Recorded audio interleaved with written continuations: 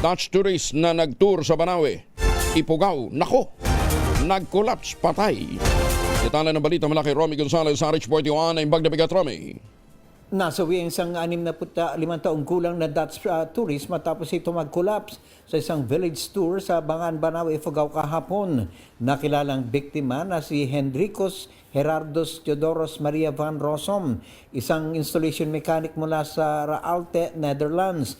Nakatanggap ng request for assistance ang pulisya bandang 1:45 kahapon matapos mawala ng malay ang turista habang pabalik na sa Bangan Village, isang tanyag na cultural at heritage site na kilala rin dahil sa mga tradisyonal na Ifugao houses at rice terraces.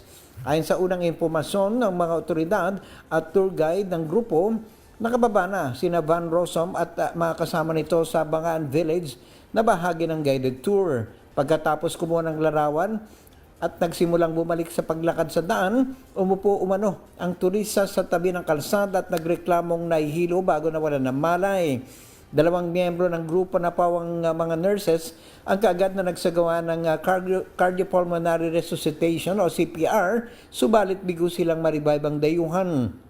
Isinugod pa rin siya sa Good News Clinic and Hospital sa Banawe, subalit idineklara siyang dead on arrival ng attending physician. Hindi pa inilalabas ang opisyal na sanhi ng kanyang pagkamatay at patuloy pa rin ang standard procedure kabilang ang coordination sa mga kasama ng biktima, tour operators at mga kaukulang ahensya ng gobyerno.